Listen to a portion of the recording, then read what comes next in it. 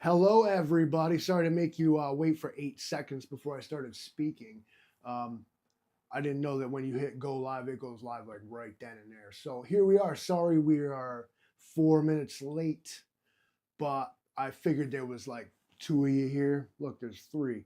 But anyway, that's super cool. Of course, thumbnail tells you everything you need to know about the way the Livingston man be doing shit.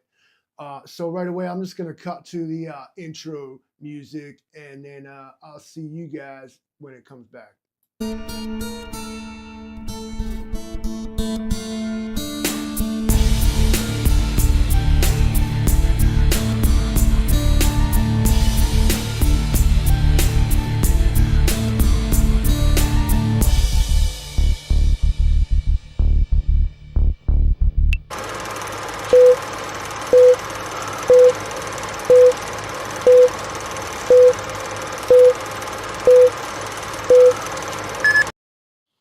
Welcome to the show, Going on?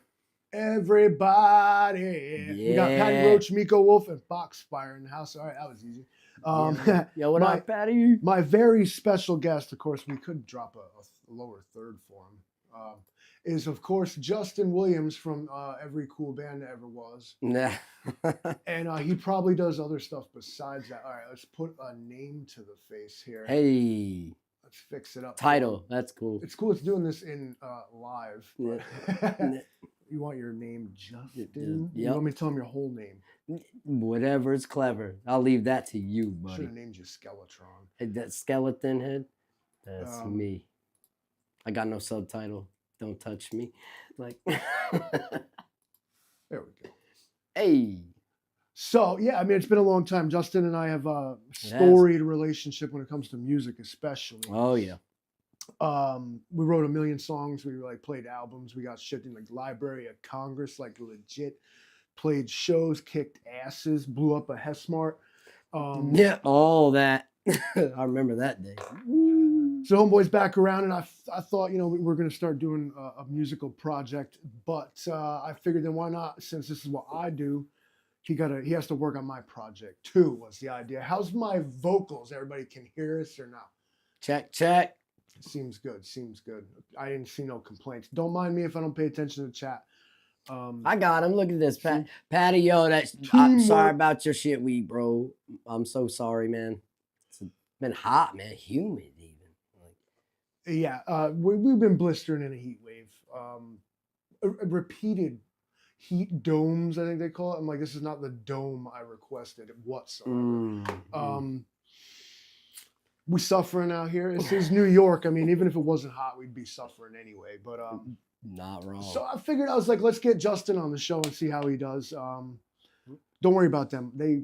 You can't even see them. Just talk shit to them. Actually, I was Prepared thinking, Irishman. I love this guy. Hey, audio's a little low, bro. Eric always has no. that problem. I think he says it now just to get on my nerves. Hey, No, he might be right, actually. I thought I kind of knocked it down a little low. Let's go up to, So- give him 75. hey, there it is. There it is. Watch, we're peaking like crazy right now. We were pushing some levels. Yeah, there. yeah, we peaking like crazy. Look, Look, check. that's better. Hey. That's all you're getting out of us, man. Yeah. It is a good call, Eric. Thank you. Yeah, swamp ass weather. Yes. So, Justin, tell my beloved viewers a little bit about, well, I guess you have all kinds of stuff under your belt as far as music goes, but I mean, who are you? They don't know you. Well, I mean, shoot, man, how many bands we've been in? What, Craver, Insomniac, Beneath the Fallen. We've had our own little Crack Addict, like Yeah, our own little side project. Played on each other's solo efforts. Oh you know. yeah, yep. You're looking at like Lennon and McCartney, but like not gay. Mm. So that's cool. Closest you're going to get to that. When I met Justin, he was Mrs. Livingston's friend, and Gotta be from Brooklyn. You're about 1,800 miles off, bub. we Justin, among playing the guitar and stuff, was also a drummer that had his own kit. So it didn't take long to be like start moving in at each other's house, freaking start playing, making music with each other. Mm-hmm. Justin wrote songs, I wrote songs. We were both in band. We made bands together. We've just been together ever since, except for when he moved down to Texas for a while. He became one of them. Honorary, not, you know. Yeah, you I'll know, always be from New York. They man. didn't do the Oh, whole from New York. Texas initiation thing. Mm. What kind of music do you play? And better still, was there a way online that people could just find it and check it out? I mean, I mean, you could just Google Beneath the Fallen and it'll come up, you know, the band. And there's old videos from like the basement days when you were playing the drums on there. And then that band went through a lot of different lineups. So it might look like a different band sometimes, but it's not. One person you'll always see in it is me. So yeah, on YouTube, we're on Spotify, Apple Music. Yeah, I think off the top of my head, like if you want to see Justin and I play Okay. together, what I think the channel's called Craver Band. Yep. I think, and actually our good buddy James, I think maybe he owns this channel now or something. I don't even know. Also on the Craver Band channel, you can find the Cubana Escape videos. Oh and yeah. stuff that we Oh did, too. man, those were fun. That's the days when Louis started out. All right, when Livingston Man comes in, starts out showing me this idea that he's got. He's like, "Oh, I want to do like a video and like make these characters." And we're sitting down with like Tank and like me and you and pretty much all it was is us killing off like a 30 rack Yep. and going by a script that was good. And eventually that script starts out as it is and it goes to ad-lib. And it turns into the best footage that ever came out. Yeah, And it eventually evolved into what you got going on here. This is like if y'all were here and you could see everything this guy's got going on, like I'm looking at the screen here and it literally takes up the whole wall. It's like some CIA operative stuff going on up in here. Oh yeah, dude, like we got some. I got some diagnostic tools here. Man, this is serious. Donald's here. What's up, man? Love this guy. Donald is from Florida. He's our Florida correspondent. Hey, if I'm Livingston Man, he's Florida man. You know how love it. You know how he gets down. Love it. You'll never be New York, man. Cubana Escape was the blueprint that started all, and it started with I was just messing around with the camcorder that we used to record the live shows with. Yeah. And it was raining to be hell, and I just like took it outside and I was talking with a stupid Nigel. That's where he comes from. Yeah, Nigel's actually like 15 years old. Yep. He came before the Livingston Man. Yep. And then his brother. Who's his brother there? Harry. Harry Lick-a-lot-up-us. That's like one of my favorite characters right there. He's been retconned now. He's actually Greek, but it's Lick-a-lot-opos. Yeah. Can't beat it. Now we've done a lot of we've been in a lot of stuff, shooting music videos and stuff actually, and like the new project that I talked to Livingston Man. I got a hold of him Wednesday night, I think. And I've been writing new music since I uprooted and moved from Texas to here. And it was like 6 months, you know, and I'm like, man, I really want to get back into the music thing, you know, and I couldn't think of anybody around here to really do any of that with except for you. Like I have such a history with you of doing this, and we can read each other. You know what I mean? Like I don't know what makes you think that like I like have anything to do with music at all. Like I don't really. No, you wouldn't. No, you're only the dude that everybody goes to about it. Like about me room, you know. Yeah, and it used to be back in the days when we used to talk, like when we talk about like we spent a lot of time in like the studio, is that we kind of always like had I always had something that could function as a studio, but it was a retired general store that was literally like our studio, so we were a little spoiled in that we had our own practice space that we didn't have to really pay rent for. It was on where I lived.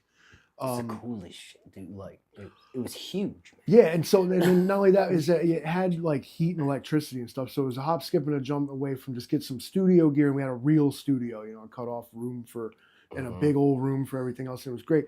Anymore, ISO boots and all that. Anymore, like this is a modern recording studio, for better or worse. What we're sitting in right now. You got a computer with the right software, a mind to use it in a realistic way. There's no such Fuck was you thing. moving to New York? That's a long story, bro. That's another podcast in itself, right Yeah, well, next time. there. But I'm sorry, that's all I did. No, it's cool. Please, And guys. then anymore, like you can accomplish with the proper software and a good song in your own like closet, is what we used to require an entire building just because of the sheer. There was no such thing as software, drums, programming and stuff. No, none of that. You had to have an act. You just put a stuck a microphone in front of your giant half stack over there, and and then you learn like where you move it around, different parts of your half stack, make it sound different for what you want. Like it was so much more of a time consuming process back then. Sure, and no matter what you did, if you didn't even touch the mixer, but you did a second track for whatever reason, it would sound different. Always. You'd have to, and it was so much time spent listening to it back and being like, all right, I gotta figure. And then the of course having to play the whole song at once, all the way start through to finish. Yep.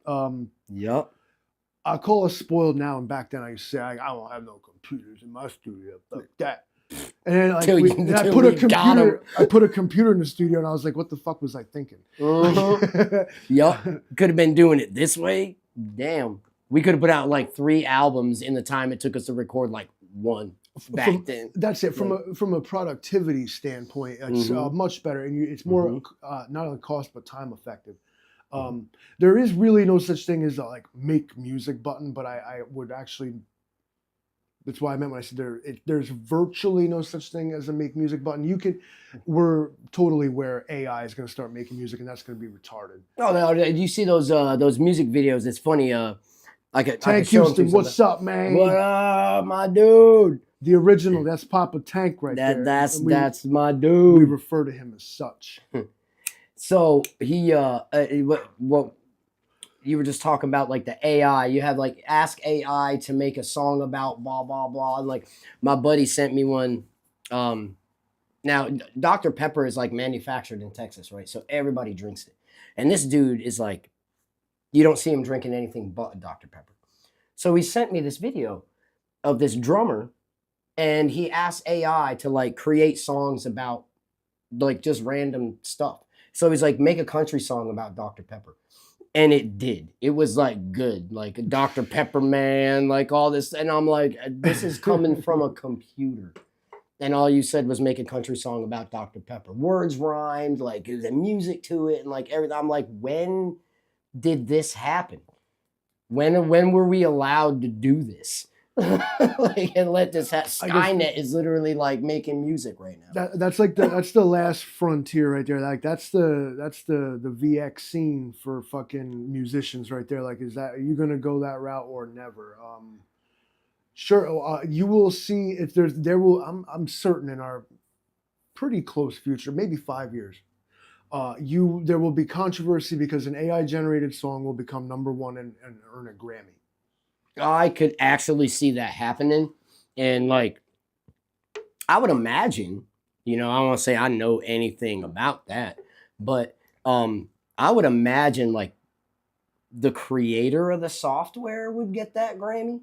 Or the person who wrote the prompt. Yeah, or like, the dude sitting there like, hey, AI, make a song about... A country song about Dr. Pepper. Dr. Pepper, that dude gets a Grammy when he didn't do anything but ask the question. Right, so... That's... We got troubles on that front. As musicians, I think the original rebellion against like even the technology and the kind of, what do you call it, like the grandiose, like, big, huge rockstar thing was that sort of stomp clap music that happened. You know what I mean? Like the Lumineers and like this car commercial music. Do you know what I'm saying? They were trying to rebel against like that sort of this anti-disco fucking thing. I remember They're dressing that. like farmers, looking like hipsters. Yeah, you know what I'm saying? All these bands look Amish. MGK. All right, Machine Gun Kelly. Bro, don't even get me started. The coolest thing he ever did was play Tommy Lee in the Dirt. That's it.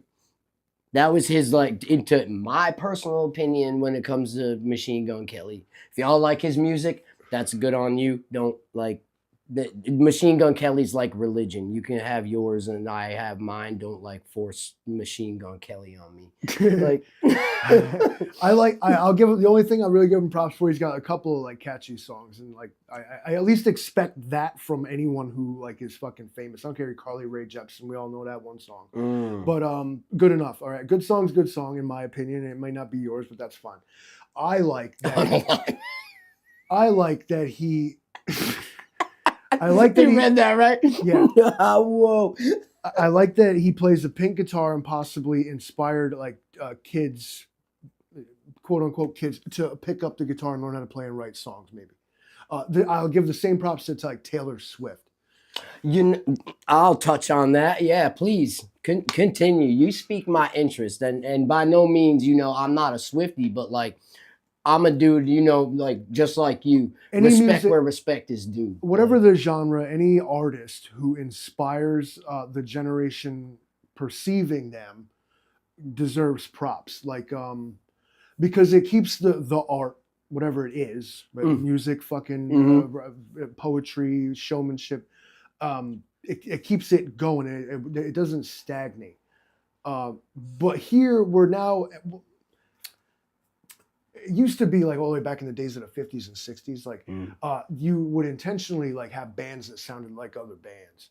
And then people would play that song and think, because they literally thought it was that other band, but it wasn't them. They still do this. Absolutely. Today. That's why like, certain bands like just sound like this with a can of Monster shoved up their ass or whatever. It's like, it's a Five Finger Death Punch is literally Toby Keith with Monster up his ass. Though, like when it comes to Five Finger Death and Yardbirds, like I want to touch on that. He said music went extinct by 1990. I'll touch on that in a second. But when it comes to Five Finger Death Punch, I saw them in concert, and you know what? The coolest thing, like I said, when it comes to Taylor Swift, Five Finger Death Punch, I can kind of roll these into two. Okay, I'll roll these into one. We're putting Five Finger Death Punch and Taylor Swift in the sentence. Folks. Here we go. And this is why I do. Aren't you glad you're here? This is why I do what I do, and I did what I did, and I'll explain why right now. So, Taylor Swift is worth like what, like $1 billion. What is it, like $3 billion or something like that? And like the first billionaire to have done it from music primarily. Right. And the dude from Five Finger Death Punch, like he got like all kinds of flack from like being an alcoholic and like all this other. Remember when all that was going on? He was like got a rock star who drinks. Yeah, who'd have thought, right? So like anyway, they Clinky. My man. The coolest thing I've seen, and it's across all genres, you know what I mean? Genres aside, your favorites aside. Seeing Taylor Swift, I saw a video, she sat down and there was a little girl in a cowboy hat and she was singing with her and she was like, and doing this stuff and like really like connecting with a fan and being really cool. When I was at a Five Finger Death Punch, because they were playing with like Breaking Benjamin and like all kind of like, it was a rad show. And dude literally had these kids on stage all in a line. The whole band was playing for him, singing with him. The kids were singing along. And at the end, he wore this jersey and he took it off and gave it to the kid, like right there in front of anybody. And he's like, yeah, like if you connect like that with your fans and your fans have an experience where they go home and they're like, man, that'll never happen to me again. And that's the coolest thing that I'll remember at any show. Like, you did your job. You're doing it for the right reason, in my opinion, no matter where. I don't see anything wrong with that, no matter what genre you are. But then you get people like, dare I drop his name, Scott Ian. Remember that show? You played it when we opened up for like Pearl. He only and embarrassed himself. He embarrassed himself instantly. We're playing with this dude opening up, and he stops us like 10 feet away from him when we're going to shake his hand and thank him for having us play the show with him. He's, I'll do a meet and greet after the show, guys. Like, bro, you're way cooler on Fuse.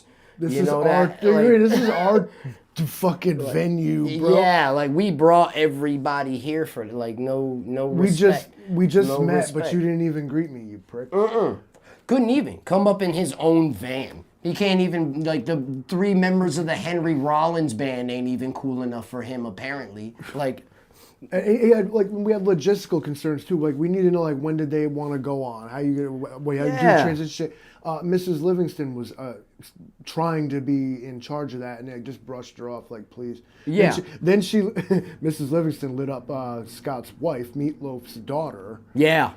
Told her to find a new man. Yup, rock royalty. Like, don't even care. Like, yeah, you're one of the big three, Scott, Ian. That's fine and dandy. But when you come in a band, we go on. We're singing songs. Yeah, the bathroom's on the right. What do? You block off the bathroom because you got to put your guitar cab there, and there's no room on the stage because you gotta be there. Your muscles are too big to stand in front of your fucking guitar cab, bro. Our friends are seriously considering just yoking him up and getting his goatee and selling it on eBay. Yeah, but instead they did the coolest thing, and this is why I loved all of our fans, man. We had the most loyal fans, people around here, and a lot of y'all like on here. I remember like back in the Craver days and like and all that. You guys were so loyal that you heard that and saw it going on and saw Scott Ian do that. We sold all of our merch, and we thought we did good. No, we didn't do good. We did normal. But then we go outside to have a cigarette break, and their little personal van that they came in was peppered with our T-shirts, our albums, all this stuff was stuck on it. Under over the car. Yeah, under the windshield wipers and stuff. The coolest thing I've ever had friends do. Then with that same night, then we took the whole bar with us and brought them back to the fucking studio. To the studio and had an after party up. Then the pictures afterwards online, Scott Ian, metal god, you know, playing in front of 5 people at the basement. Like, who were by law required to stay there. Yeah. Yep. We're slightly off kilter here. It's annoying me. There we had some good times, man. That's bro, we done some too, legendary man. shit. The time on stage at Joe's Bar and Grill there, God bless. Rest in peace. I tried to do some rock star shit and stuck my guitar in the ceiling fan. Yeah, man. She still got a it was the best blast beat with the kick drum I ever did. Yeah, yo, dude, we done so much of that. And then, like, of course, the infamous Hessmar incident. Patty Roach was around for that. Oh, that was great. That was great. Patty was actually in Beneath the Fallen as well. Yeah, like, he was our bass player, man. Like, props to you, bro. 3/4 of one of the best versions of that band in the house right now. Mm-hmm. Yep. 2 drink minimum. We used to make the band like at least had a drink for free or get tickets or something. Like, yeah, we usually got free tap beer. And, I maybe y'all have noticed. I literally drink on stage. I don't care. Like, that's fine. Like, but I'm not paying for it. No, because while we're doing what we're doing, people are buying mad drinks, and I know what's going on here. What would we get? Like $500 a show, and it's like, bro, we're doing that. We played 4 hours for you, number one. Yep. And like, of course, our significant others, we're gonna get a free meal and we're gonna get free beer on tap, because guess what? You gave us $500. We made you easily $5,000 tonight.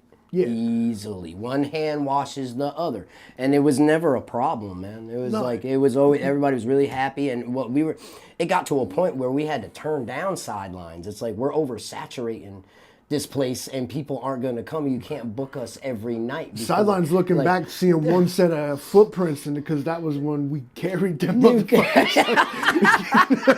You know what I'm saying? Yo, it was good times though, man. I mean, Insomniac went on hiatus, and Sidelines literally, unfortunately, fucking failed. Like, now with that, was that COVID that killed that, or was it like? No, it was a lack of Insomniac, literally. Like, all right. That's my story. I'll go with that. That's my story, I'll go with that. Opening for Tantric at the Chance. I remember that. Yeah, that was really good, dude. What's Opening up, for Tantric. Samurai Viking Lumberjack? Hey, yo, howdy. I never say howdy. And then, like, people think that's a Texas thing. It's not. No, the cool thing, Yardbirds, the greatest part was getting laid by, like, your, like, significant other, and, like, I'd smash a groupie out. I'd be like, yeah, remember, I'm not going to say her name. I'm not going to say her name. Like, we had Craver when we were playing Joe's Lounge. Man. Joe's Lounge. You know, we were just like, Bro, literally, when I played that show, I came out of the back of my Ford Bronco 2, Eddie Bauer edition, right? 4-inch lift kit, hobbling out. Just had the best sex in my life. Went and played the drums for 4 hours. We just pitched the bitches at whoever was single in the band. Like, that's fun. Especially our boy Kaufman, the bass player in Craver. But he had an old lady, but we still, the girls loved Kaufman because he never spoke and he was just solid. Remember we put that tally out? Who's your favorite person in the band? Kaufman. Yeah, he won that shit hard. Every time win that shit. Should have made posters of him. We should have made a big deal about who was the worst, and I don't remember, probably. I'd have won. I'd have won. I was actually gunning for that position. Yeah. Most unlikable. You had some competition on that one. Yep, That's me. Yo, dude, the musical just media, like I'll call it art. Yeah, because I mean, I guess I'll paint a picture. I actually did once. We did a Bob Ross paint-along party one time. You ever do one of them shits? No, you'd be surprised what you do. You'd be like, "Oh, well, I'm doing it, Peter." Happy little trees, like He shows you how to do it. You're like, "Oh, I'm doing it, man." I always wanted to, man. No, you know what I got in instead of Bob Ross, bro? It was the little bead poster things with the wax on the end of the eyeball. Yeah, you should have seen me, bro. Traveling across the 3 U.S. tours I've done in my life, and guess what? I wouldn't go on tour without one of them, because in all my downtime, these guys are talking. Here I am. They're reminiscing about the bus.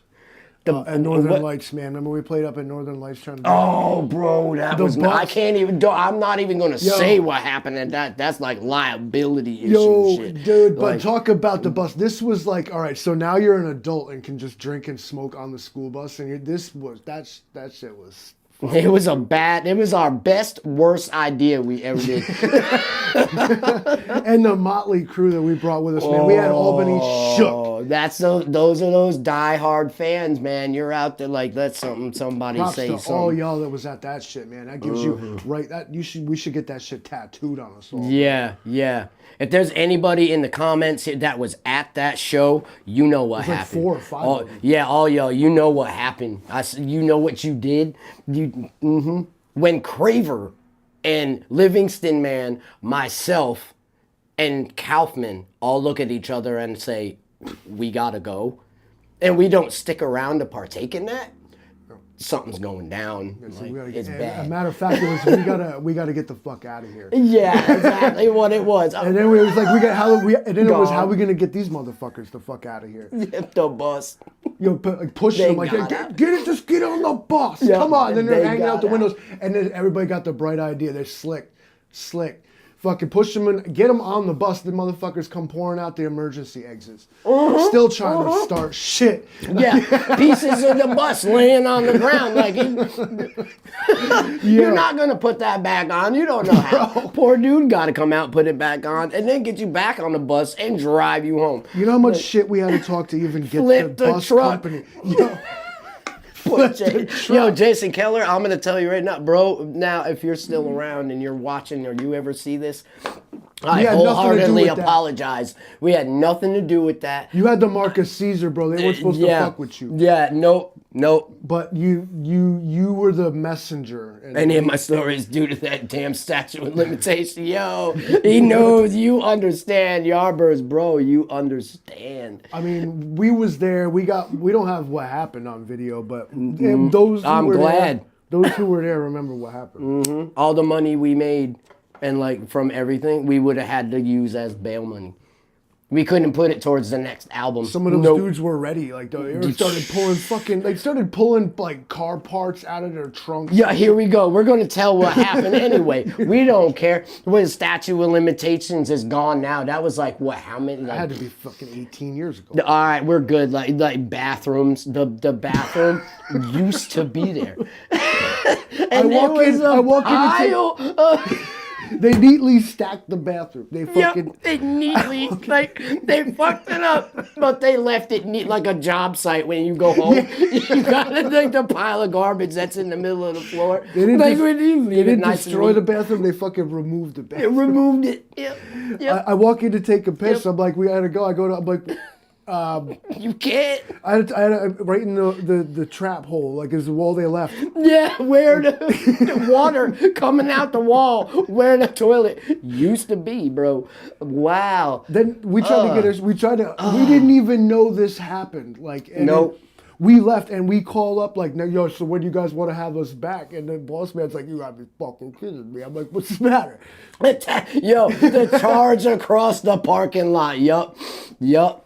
Man, you had to be there. I'm sorry, everybody in Yeah. the chat that we alienated with this story because you had to fucking be there. For Yeah, this shit. man. I hope we're at least telling it in a way you can imagine. This was West Side's story. Okay? Yeah, it was Warriors come out to play. Yay! That's what. Two rival bands playing against each other for the Battle of the Bands ticket to get on stage at Ozfest. No, it was the Family Values tour, and then the ones that won because their dad was like, "My kid's gonna win, or you won't have a venue." Oh yeah, challenge accepted. And guess what? When we didn't win, They stole the election. when they won, you still didn't have a venue. They played for like 13 people at soundcheck. In the parking lot, 2 hours before Family Values tour even opened. And what did we get? We got a radio interview after trying to flip that poor dude's car. He still had us on as a special guest. Played radio play. We got a free recording in a studio, professionally recorded single for our next single. So we got that done for free. Like, we got all the perks, and these guys were just like... And we sold a ton of merch, too. Ton of merch, bro. It was like a wall of Craver shirts that went across the charge across the parking lot, bro. Like, yeah, it was at 300. Yeah, it was, this is Sparta. Like, this was unfucking believable. Me and Craver both looked at, we were riding together, and he's like, we gotta go, kid. I was like, we gotta get the fuck out of here. Yeah. I'm just like, uh-oh. I didn't want to leave the boys behind, but hey, listen, man. I'm halfway to the car, man. we already, yeah.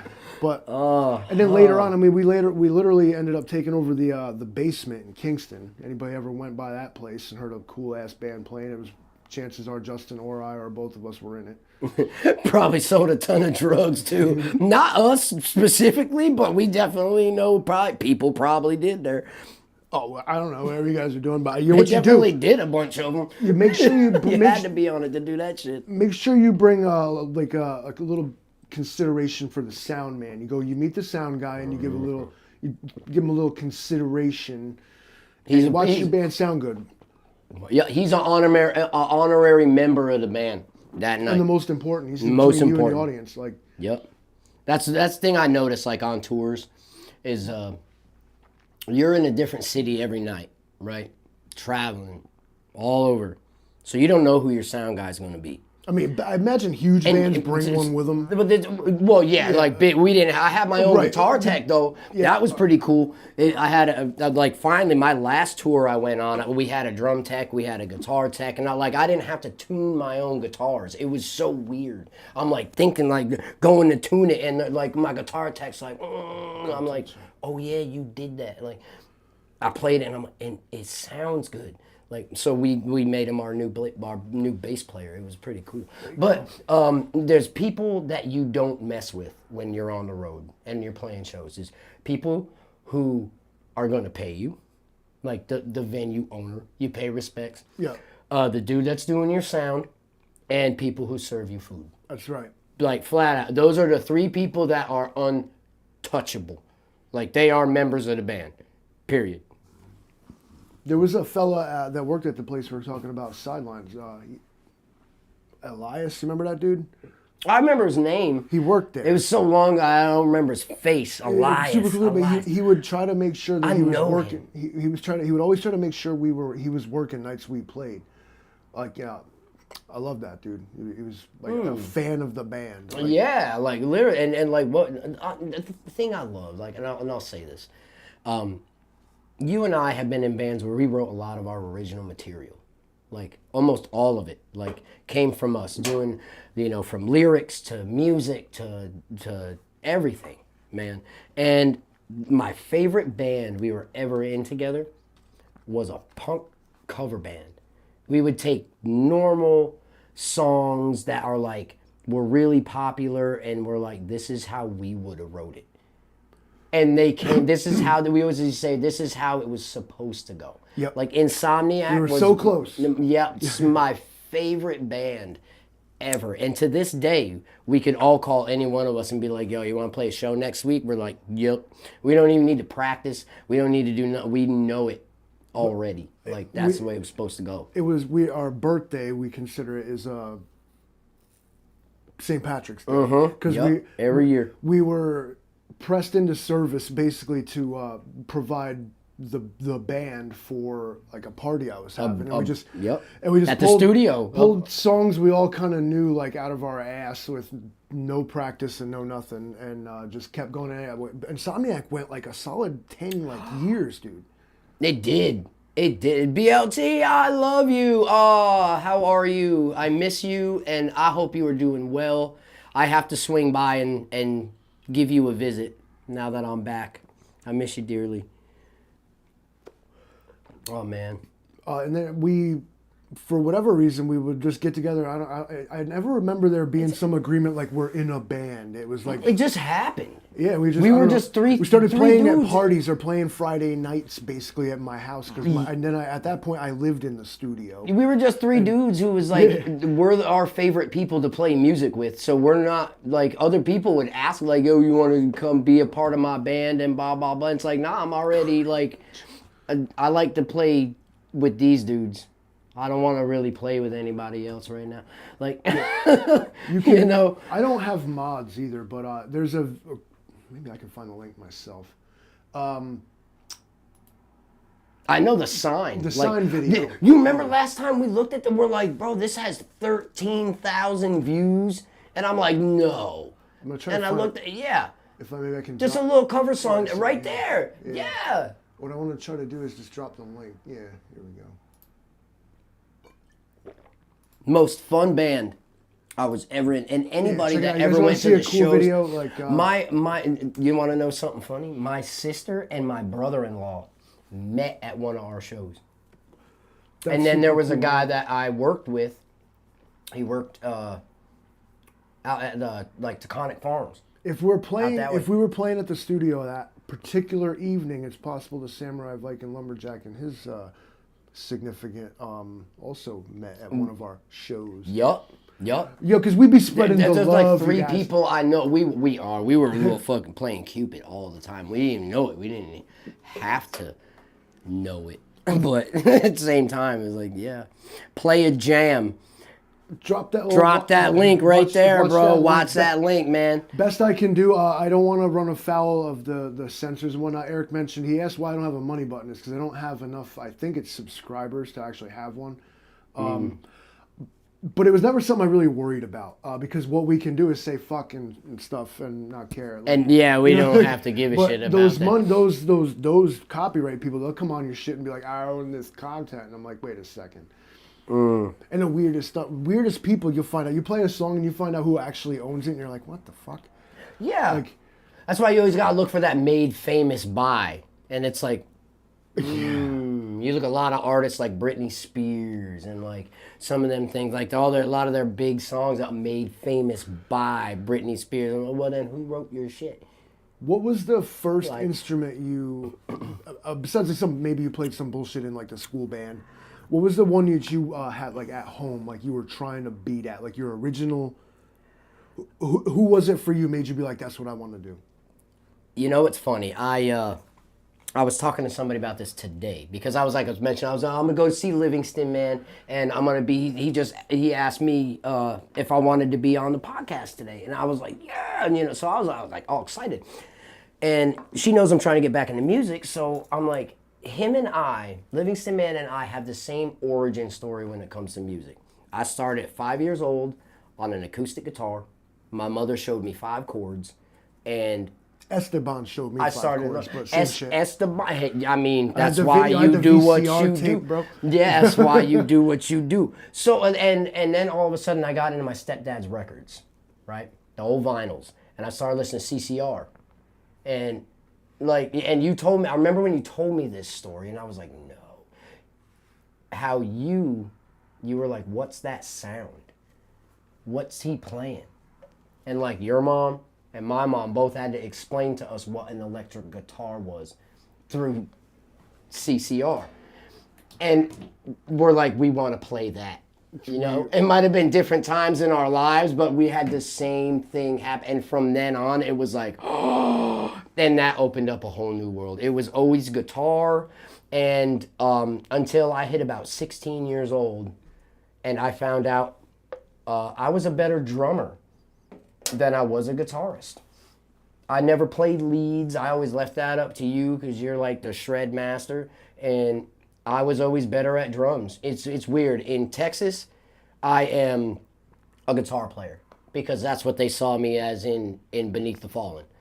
In Skin Flute. I'm trying to cut back, dude. I'm the like, meat organ, you know. only on Tuesdays, but that's my old days. A lot of complicated pushing and pulling. But it's weird. I'm like a guitarist and like I'm a singer, songwriter. Well, not really singer, but like I'm a songwriter and whatever in both states. But Texas, I'm guitar. New York, everybody wants me for drums. It's like because I get to pick between the two. The only, I think I said once, I was like, there's only two drummers I can tolerate, and that's Justin and myself. Everybody else is like fucking doing it wrong, man. I don't know. Like, I'm the only what? There's only Wait, two. what? There's only two drummers I can tolerate to work with. It's Justin and myself. Yeah, yeah. And I feel the same way. Like I'm also a semi-competent drummer. Decent. Justin's better. I just hit harder. I don't know, but we have different styles. You remind me like you're a power drummer, like all the way, dude. Like the guy like from Rammstein. bands like Rammstein and even like some of Marilyn Manson's tom work and stuff. Like how Sweet Dreams, like you're really good with your toms. You're really tight and. It's more groove, less flash. Right, and like how you just did there with like, that's how he plays. Livingston, man, his hands will go like this, because he'll let the stick bounce off the skins. Like I'm very stiff and like, so a lot of mine comes from like elbows and shoulders, which I'm gonna pay for that later on in life. You let. It's weird, man. Wrist and like, shoulder. it's the coolest thing. Because I play guitar like a lot with my elbow and shoulder rather than my wrist. But yeah, I came up playing drums first. Yardbirds mentioned I came up playing bongos. Very close. The first musical instrument I ever got was Mother Livingston bought me a snare drum on a stand at a yard sale. And I absolutely had to have this stool because I had seen Ringo Starr in the Beatles movies, and the drummer sits, right? So I had to have this stool. It was just an antique stool, but that was my drum throne. We actually still have the fucking thing. It's one of my prized, but you don't understand what this is to me. But and then coincidentally, later that afternoon was another anniversary for Livingston, man. The first time I ever got the cops called on me. Because what I did is I took said snare drum outside with my new sticks and my new fucking stool, and I sat there and I played the drum cover of Born in the USA, which consisted of me going, at 5 years old, hey, but for about 4 hours. Nice. And that was your annoying the parents song. Like that drove them fucking. It was all I knew, but I knew. I was La Bamba, dude. If you just beat guitar. that snare drum and sing "Born in the USA," look, I'm doing it, Peter. You know what I'm saying? I fucking was killing it. But perhaps I dragged the song on too long. But another milestone in my career was that was the first time police ever showed up and was like, "Can you fucking shut the fuck up?" They didn't talk to me. They talked to my parents, and then of course that was. Whatever it was, but yeah, your parents were the ones that were like, "Can you shut the fuck up?" Like, all right, you've had about enough of the snare drum, kid. Yep. But yeah, drums were actually my first thing. I was sort of, I don't want to be like I was born knowing how to do it, but it was more like it occurred to me. And actually, what was cool about the pandemic is for whatever I had the electronic kit set up in here. Yeah, that was. I had the privilege of playing that thing, and it was pretty dope. You got a nice electronic kit. I learned how to play the kick drum with my right foot, or excuse me, my left foot. I can sort of do them independently now. And just you from do messing like your around. right-handed lefty kick drum. Like I can do Like from your either waist one, down is like- left-handed, from the waist up is right-handed. Like the drummer from Muse does that, dude. And Yeah, he's got the hybrid kit. oh, it's so fire- cool to it's watch, so hard. man. How do you It's even so do it? cool to What watch. is even happening? Yeah. Left-handed drummers are wild Yeah, to see. how? Yeah. How? It's so cool to watch. But your musical journey starts with wanting to do it. You have to want to do it, especially with You us. do. Things like the guitar, like you're gonna suck hard. Big time. You're gonna hurt. You're gonna get blisters. You're gonna be like, but You're gonna literally be not good, but be trying to show off for people. Like, check it out. you're gonna get mad. Look You're like gonna a herb, you know. Yeah. Yeah, You're but- gonna post videos online in like 2 years. You're gonna be like, why'd I post that? Like, It's all part of the experience, man. You know, when these big, powerful people, they got the ability to be like, delete that from my historical because they don't record. do it. Like they don't even take care. Like I've only gotten to one point in like let's like you and I both had pretty good music career. I'm perfectly happy with Like what my music career's it was done. badass, man. It was all the way. And I only got to one point in my career and that was with Beneath the Fallen, and we went down to Texas on our last album. Just got done recording in Hollywood, released it worldwide distribution, and the comments and stuff started pouring in and everything, and we couldn't keep up with it at all. There was like 5 of us in the band. Couldn't do a damn thing to keep up with any of the comments, questions, this and that. So what we did was we looked at like who was reacting on every single post that we had. Who's our biggest fan, right? And it turned out being this girl, Joey Marie. She lived in Ontario, Canada. So we messaged her and we're like, hey, how would you like to be our social media manager? And she took it on, man. And for all the years after that, she was like, started like following fans, like a fan page, and like did all this stuff for us. And that's the only time we only had to worry about our personal pages, like our personal band page. We have our personal for like family and whatnot that like nobody need to know about. And then you got your band persona, you know, like, and then, so we only had to really worry about that one. And it was such a relief, but you miss it after a while because we love interacting with the fans, and like the only time being able to interact with them is when you're at a show. And I'm like, man, I miss being online. And like, so you'd always pop in and like read back like 3 months worth of comments that you had nothing to do with, but you're like, I wish I answered that. Like, thanks for taking 3 months to get back to me. Like people yeah, and don't you're like- understand what, like, that's what artists do. That's why they take so long, because you literally can't keep up with it, man. You can't. We try real hard, but you can't. There's too many people in the world. It's been a one hell of a journey. I ain't done yet. I mean, anymore. I kind of am. The first word that came to mind is lazy. When it comes to music, I don't try to force it. It's that when the spark happens, I let the fire burn. Instead of like searching for it. Like, I mean, I play my guitars and I fuck around and shit, but that's for like, I'm gonna sit down and write a song. That has never worked for me and probably never will. Nope. You can get in this, now what you can do is you go in there and you fuck around. Now, if you're just fucking around, now you might find yourself writing a song. But if you just go in there, so there's a difference between I'm gonna go write a song and I'm gonna go fuck around.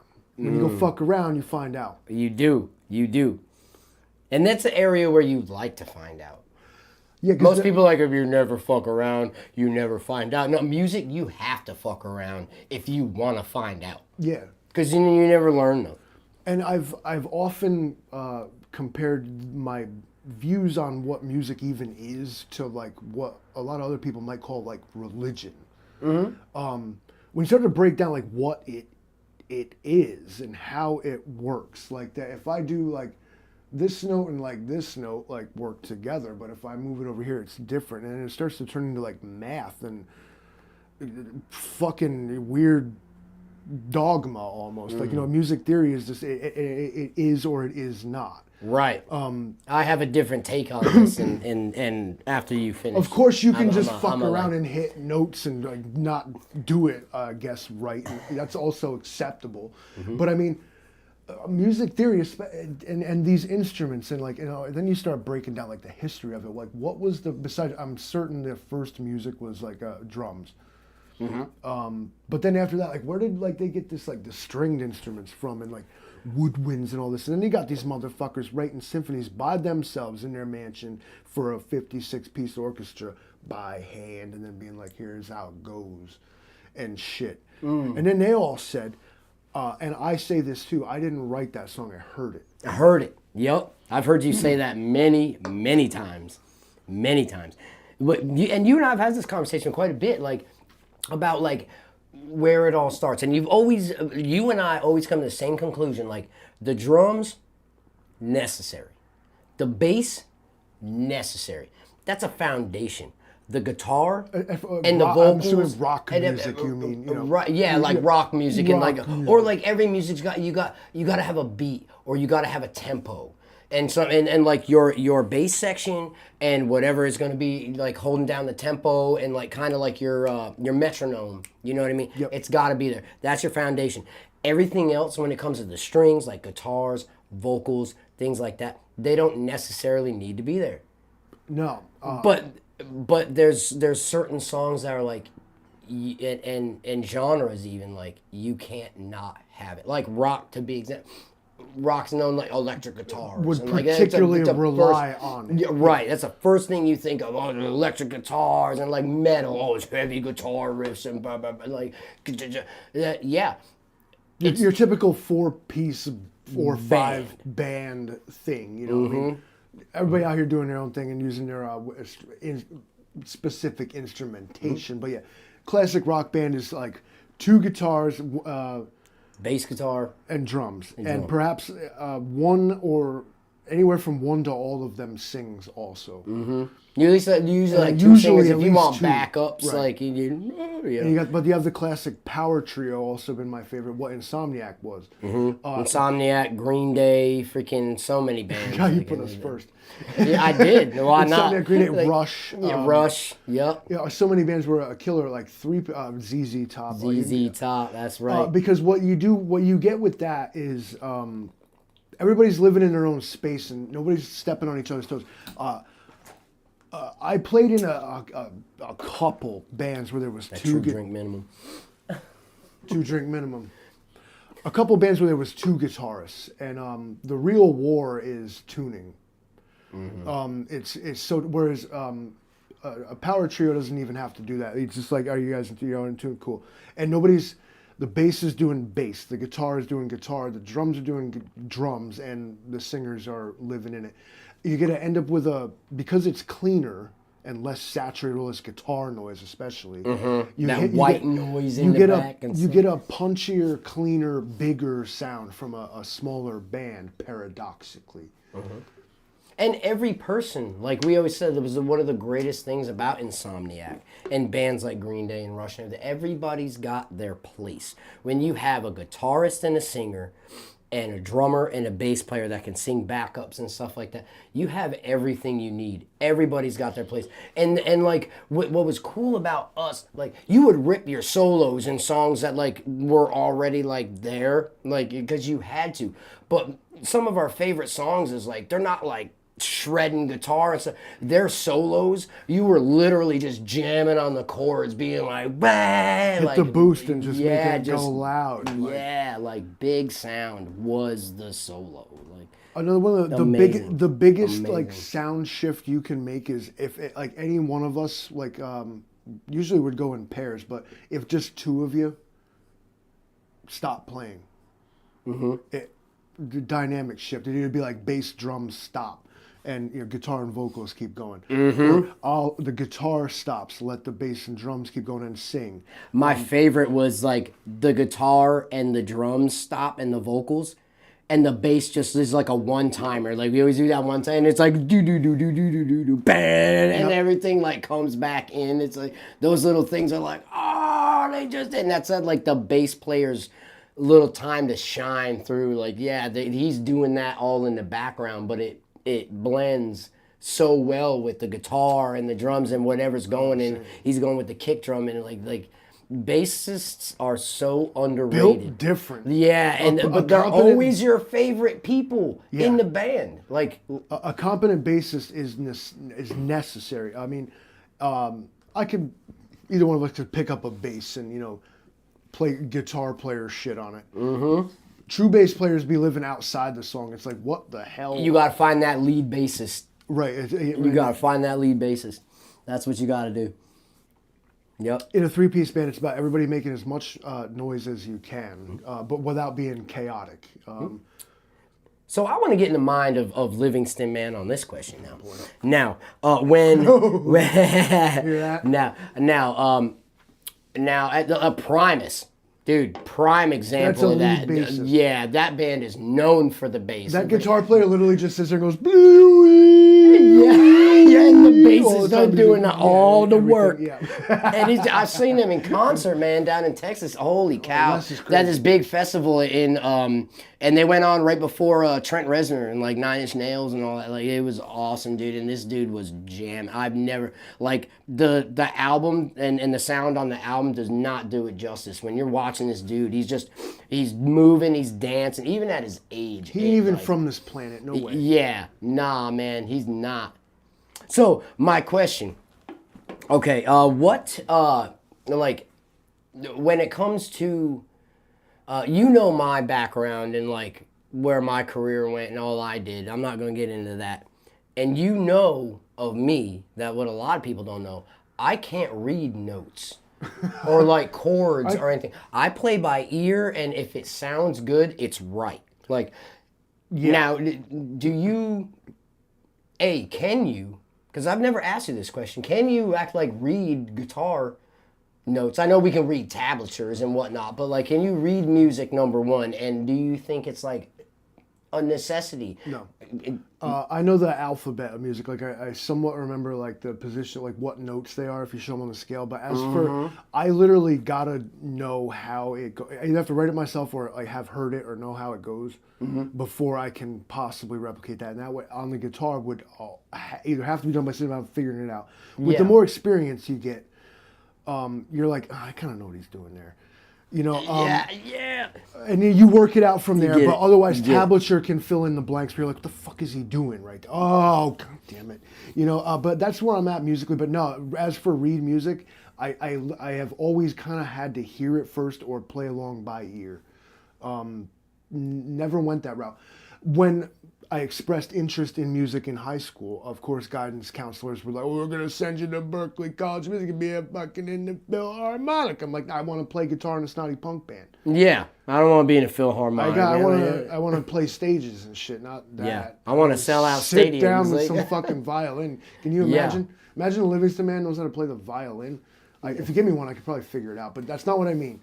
But you know how many strings, like how many songs that we didn't even release that have strings in it, like huge orchestral pieces in the background. Slide guitars. That steel lap guitar. Oh man, like you were pro at that, bro. That was your jam right there. But it was never about like really being. I'm essentially besides the key lessons I got from Esteban and some of the assorted YouTube people. What's the matter? Oh no, I was just reading some of the comments while I was listening. Like it's like I was like, yeah, by ear. See, it's a new trend is emerging on YouTube, especially where of course you see like these people and they got these killer guitars. And they're like, but look at like what they're doing. They're technically amazingly proficient, damn son. But at the same time, you're like, yo, touch grass, dog. I'm banking that touch grass, dog. Like, but I'm touching that. And not only that is that like I mean extreme technical proficiency, but what I don't hear is like I don't hear a song here. I cannot bop my head to this. I can't get down to this. I can't scream along to the lyrics of this. That's where I'm at. You gotta feel it. An impressive performance, though. Yes, you have delivered. I found it just ice cold. And imagine watching this dude on stage. You go to a big fucking blowout rock concert, lights flashing and fireworks and shit. And there's some guy fucking literally standing there, only his fingers moving. Not even moving. Yeah, and Not that's, even moving it. Like, and I mean, yeah. Again, I cannot knock the technical proficiency. I cannot nope. knock the practice and the dedication you have showed here. But Look, at the same time, I'm if not you even gonna can't- interrupt you right now. Can you just play me like 5 chords? Can you play me a song? Mm-hmm. Because if you're capable of that extreme shredness, but you just can't knock out like Wonderwall real quick, actually, I'm not gonna consider you a guitarist. I'm gonna consider you like a fucking technician. I'm gonna do this. William K's, are you drinking it? No. Nah, he's holding it. This is my beer, not yours, bud. That's all. What are you drinking, Bill? Yep. Hey, Bill. Billy. Donald's smoking that Broward County shit though. He's got that fucking Whoopi Goldberg maxi pad weed. Wet wings. Wet wing, that Whoopi Goldberg. Wow. Little songbird tweeting about it. Whoop whoop. Yeah, went there. This is the Livingston Man channel. Eric asked before why I don't have a money button, and that is exactly why. There is way too little rocking in this live. I never mentioned. Bro, I've been rocking back and forth this like whole time, bro. Come on, he's like on the fucking spectrum, dude. I've been doing it too. Come on. You're looking at the Lennon and McCartney of our generation, okay? Whether you want to admit it or not. Especially, Justin is a extremely competent lyricist, like on point with like. I've compared him to Bob Dylan in that. Wow. Well, because his songs stand on their own if you're a fan of him, but he also writes the kind of songs that like if you could easily like give these to people and they would play them, and they become legendary songs in their own right. You guys know like Bob Dylan wrote All Along the Watchtower, right? Mm-hmm. Bob Dylan wrote I don't know every fucking song ever. Like Justin Williams is completely capable of becoming that next guy. He's the type of dude. Aw. He's the type of dude that maybe he might find that like, listen, this song just ain't right for me, but if like sing this song, and it would. He has the capability to be that guy. I write 3 and 4 chord fucking rock and punk songs. Justin writes 56 chord fucking sonic journeys, bro. Like he puts too fucking much into it, okay? And then you're like, what do you mean? Because I engineered his audio projects before, and this motherfucker be Good like, evening, sir. homeboy, this is a man who we will dedicate an entire session to punching in a cymbal hit where it needs to go. We have done that. Right. Yeah. Okay? So Have done it. Yeah, I'm a perfectionist in the studio. Like, the coolest thing, like you remember Nelson. probably why you liked Insomniac, because it was just like so much less to fucking think Yeah, it about. was. It was sloppy. It was gritty. It was paradise, dude. I didn't have to do nothing. And like the snottier and off that it sounded, the better that it sounded. Like it's supposed to be Authentic, like organic. And everyone ate it up. They were like, yeah, like you're just there to have a good time. We're your classic party band. We just showed up, like no matter how many people, we could be playing in front of 10 people or playing in front of freaking 200 people. Doesn't matter. We always got up there and jammed out like we were in a sold out stadium, like having fun, doing our thing. And even though all these people were there, when we were on stage, it was just us 3. Oh yeah. It was like we're chilling like dudes, and we're like no different from band practice in the studio. On stage, I didn't to wear as my it is on glasses, so stage. I literally can't even see like past the microphone too much anyway. So that made it a lot easier. Well, I'm vertically challenged, so when I sat behind the drum set, I could barely see past the cymbals. It makes it, and you're literally playing for each other when you're up there. Whether you're playing for like 5 people or 1,000 people, like when you're up there on the stage, like you're just up there together, like fighting your way through it, like bro. And honestly, as confident and as cool and every other fucking thing as you look, in the back of your mind, it's just don't fuck this up. Yeah, always. It's like shit. Oh, and I remember like when we would do the Green Day covers and stuff. What is it? like JAR, like that. I'm like, that's my part every time. I'm like, fuck, don't fuck it up, don't fuck it up. Yep. And then you do it, and you're like, oh, thank God. And you're like, you're so happy, but you still gotta look like you're just having fun. Like, you're like, I ain't thinking. You absolutely train wreck. Fuck, I'm not. Well, and then what happens is you're so fixated on nailing the killer part that you train wreck the next part. Like coming in, which is easy, which is like basic beat or like just like one chord. You're like, like, or always was killer. You coming out of the killer rocking part, guitar solo, whatever, and then to try to sing again, and you're all fucking excited and shit. Or you say the wrong words or something. You skip a verse, so like you're singing them backwards. You start making shit up just so it don't sound wrong. Yeah, but nobody catches on. That's the thing. Like cardinal rule we used to say: if you fuck up, don't let nobody know that you fucked up, and they won't know. Act like you meant to do it. It goes that way, and that was the cooler thing about writing our own shit is because like that's how it's supposed to go. You know? So with all that being said, now. What like let's that swap question here. you've been trying to ask me. Let's swap this. Let's swap this. What's the worst thing that ever happened to you on stage? Like playing a show in front of a crowd. What's the worst thing that ever happened to you? Like, all right, fuck, I can't believe that happened. You know. Man, I mean, how far back are we going? Like, in the history, like history of it. Man, all right. I mean, we lost 2 viewers with that question. Oh no! Sometimes these folks got shit. I'm just kidding. I'm fucking with you. It's about their bedtime anyway. It is. Worst thing that ever happened to me at a show. Worst thing. Worst. Where I felt like a herb. One thing that always sticks out to me. There's a video on YouTube of us at Craver, at Northern Lights in the Craver Band. Right. Why this bugs me is because it's very public and has been so for a long time, and anybody can check it out. We wrote a new song for the Battle of the Bands that we were talking about. With that. And so we're all excited. Holy fuck! Was that Lost It or something? Like right? Yeah, Lost It. That song, in fact, only exists on YouTube. We actually never got to record that. Never. Yep. We're all excited. We take the stage. I am fucking doing, motherfucker, man. And then like Justin counts off, but I'm not quite ready for it. But I try to catch it, and it's like tick tick. It's like gay, and I'm like, what the fuck?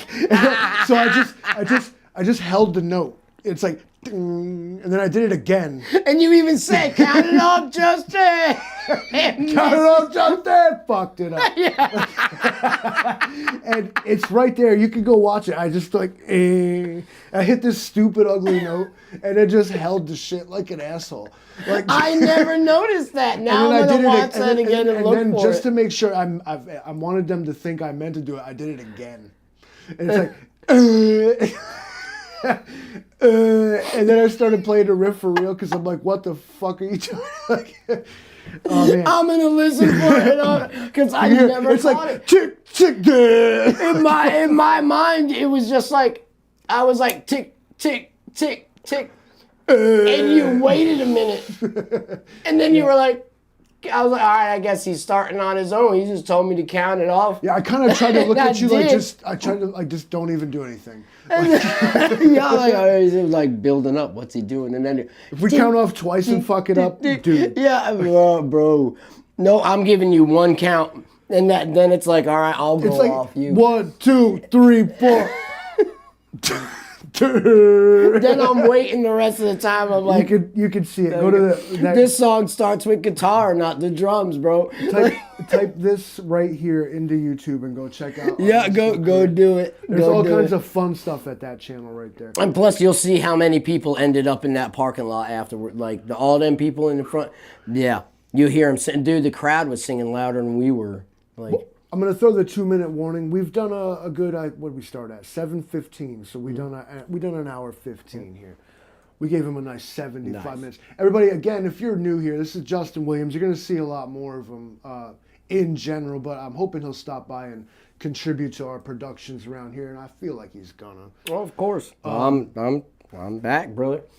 I'm here. With 2 minutes left, let's talk about you got you got a new song coming up, as a matter of fact. Now you're gonna. I do. Is this a solo effort, or you have? Outside... I branched out as a solo artist now. It's like what is it? Ronnie James Dio always said, "A band is best as a democracy with a dictator in charge." I was like, no, I'm gonna eliminate that democracy. I have certain people like yourself, and I have certain people like yourself and some friends in Texas, and I know a lot of talented musicians that I'd like to get in on other songs and like your production skills. And so this man, Livingston Man, does a lot behind the scenes that y'all never see, and he's very, very talented, and I highly recommend it in my mind. So he was the only one that could make this happen. Yeah. Well, hey, double vision. What? But when I thought it's going to be a bigger production, it's one of the bigger songs that I ever wrote, and you're like the only man that I knew that had enough production knowledge and things like that to even like make it come close to happening. Instead of paying $5,500 to $10,000 for me to go do it like professionally with my other producers, and I was like, nah, let me try this. Like, and plus, like I'm gonna go with the. I know what you mean by that. Mm-hmm. And I missed it, man. You've always been my favorite person to collaborate with and to write songs and to be part of a project with, and like I wanted that feeling back, and I'm like, I need to get to my roots. That's kind of what this new thing is, you know. So, and branching out as a solo artist, I couldn't think of anybody better to do it with. You're always fun to work with because both of us will bounce ideas off each other. Be like, well, not like, oh, yo, but what about this? And like, or like, can I hear this here? Can we see? And stuff like that. Yep. It's always a really fun collaborative. Yeah. Well, and that's why I call you a producer, because anybody can push a button. Push the record button. You don't. You will deconstruct a song and put it back together the way it's supposed to go and make it like marketable or like make it do what this person intended for it to do. That's a real producer. That's a person with real talent in my mind. It's important to me to like the song. It's one thing to just do contract work and like I'm gonna mix your album for you and then just not really give two shits about it. As a extreme music, you know how people are into movies or cars or whatever. Music's my fucking thing, man. Yeah. I live it. I need it in my life. I can't imagine a world without music. Somebody wrote a song about it. But that's me. And like, so when I speak of music, I feel like I know what I'm talking about because it's like my everything. Not only and it's a funny place to live in as a musician and a fan. You kind of know both sides of it, right? Right. Yeah. So like the magic of making the music is a little bit lost on you because you know how it was done. Where I envy very much people who can hear like, you're my song for the very first time with no preconceptions. Right. Whereas because when you record a song and you write a song, you have listened to it and heard it on repeat and rewinded and punched in 1 billion fucking times. That thing ain't even. You can never hear it how someone else does. Right. You just hope that they hear it the way you intended. And that's when it comes in, like playing on people's limbic systems a lot with like different vibrations, interact with different parts of the human brain. Like you want to get like, I started looking up things 432 like that, hertz, and I'm like, whoo, like it's pretty cool when you get like if y'all ever dive into that, like that's pretty rad. That's when you get to a point where someone listens to a song and they can predict what's going to happen next because there's like that what I call algorithms. And they're like, there's a certain way it's supposed to go, and then you deliver that to them, and then it's their favorite song in the world, and they have no idea why. Right. It's just their favorite song. But it can happen to you and me too, which is the great thing about music. The greatest song you ever heard is one you heard one time and you straight up know how it goes. Yep. We've always had a talent for that, like especially like Insomniac. Like we know how it's supposed to go. That's. There wasn't even any talking about it. Like, nope. If anything, it was like I'm kind of thinking like maybe like we'll just double the tempo and palm mutes here.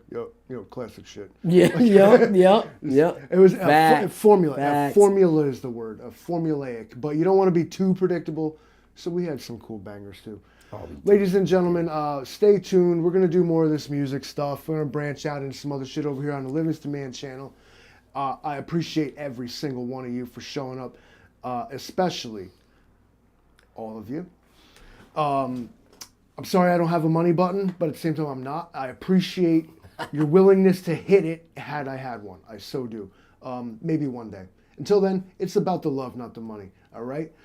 Ladies and gentlemen, my special guest, Justin Williams, who I'm so happy to have got to hung out with. Just as bros, it was the thing. Chilling like dudes. We're going to chill and drink maybe a couple more beers as the night goes on, but not with you. We're done here. Thank you for showing up.